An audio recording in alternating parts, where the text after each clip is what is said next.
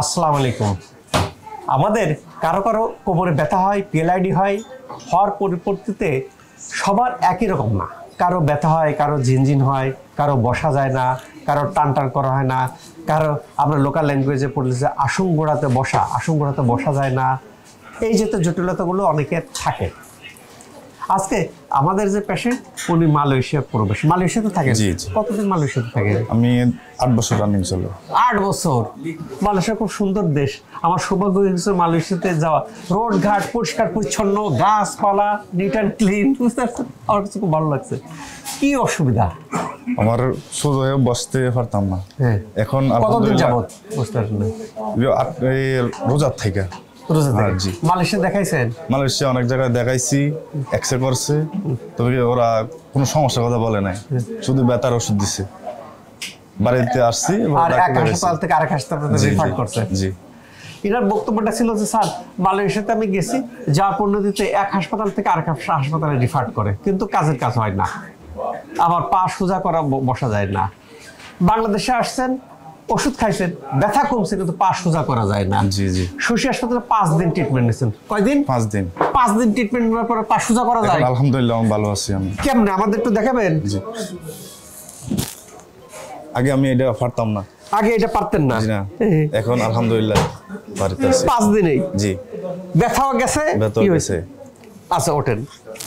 প্রিয় দর্শক, কথা কি বোঝা যায় যে উনি এর আগে ব্যথার ওষুধ খাইছেন, ব্যথা কমছে, কিন্তু পায়ের সোজা করা যায় না। আমাদের এখানকার কি করে নর্মাল অবস্থায় আল্লাহ তাআলা আমাদেরকে যেভাবে তৈরি করছে সেই অবস্থায় আবার ফেরত আনার অক্লান্ত চেষ্টা করি। অর্থাৎ হাঁটু ভাঁজ করতে পারেন না, হাঁটু ভাঁজ করাবো। পা সোজা করতে পারেন না, সোজা করাবো। এই জিনিসগুলো কিন্তু আমরা করে থাকি, করতে যাই সময় লাগে। তবে ইনার শর্ট টাইমে 5 দিনে আল্লাহর রহমতে 5 দিন। জি। শশীর কোনো ওষুধ খাওয়া লাগে না? না, ওষুধ খাই না। শশী হাসপাতালের সবচেয়ে বড় বৈশিষ্ট্য কি, ওষুধ সব বন্ধ করে, ব্যথার সমস্ত ওষুধ বন্ধ করে দেয়। ইনারও ওষুধ বন্ধ করে দেয়, ট্রিটমেন্ট চলছে 5 দিনে। আলহামদুলিল্লাহ, আল্লাহর পাকের কাছে লাখো কোটি শুকরিয়া। এই যে তো রোগীরা বলে বিধায় কিন্তু শশী হাসপাতালে এরকম ভিড় লেগে থাকে। আপনি দেখবেন সিট পাওয়া যায় না, সিরিয়াল পাওয়া যায় না। কেন? উনি ভালো হয়ে যাচ্ছেন। উনি মালয়েশিয়াতে বেশ কয়েকটা হাসপাতালে দেখাইছেন। জি জি। কাজে ওনার আশেপাশে যারা থাকবে তাদের বলবেন তোর এই সমস্যা, শশীতে যা, দেখবে শশীতে ভালো হয়ে যাচ্ছে। তারা সব শশীতে চলে আসে। এই কারণে প্রেক্ষাপটে শশী হাসপাতালে ভিড়। এইগুলি সব ভালো হয়। অনেকে পিএলআইডি, এই যে আজকে আসছেন, 2 বার অপারেশন করিয়েছেন, ভালো হন নাই। আমরা ব্যথা হলে কি করি? ওষুধ খাই, ওষুধে ভালো না হলে ইঞ্জেকশনে ভালো না হলে অপারেশনে ভালো না হলে শশী। এখন অনেকেই একটু কয়েক স্যার আসলে আর খালি অপারেশন করবো কেন, টাকা ব্যয় করবো কেন, আগেই শশীতে চলে আসতেছেন। আর কেউ অপারেশন করে একবার ভালো হচ্ছে না, আবার অপারেশন করতেছে, আবার ভালো হচ্ছে না, শশীতে চলে আসতেছে। এই যে তো রোগগুলি, এবং এখন অনেক ডাক্তার কিন্তু আমাদের রিফার করতেছেন। কেন? এখন এস্টাবলিশড হয়ে গেছে যে শশীতে ভালো হয়। প্রথমে যখন শুরু করি তখন স্যার রোগীর সাথে কথা বলবো, আসলে ভালো হয় কিনা, ব্যথা ছাড়া ওষুধ ছাড়া ভালো হয় কিনা, এই যে তো জটিলতাগুলো ছিল। এখন কিন্তু আল্লাহর রহমতে কিন্তু দেখেন যে এস্টাবলিশড।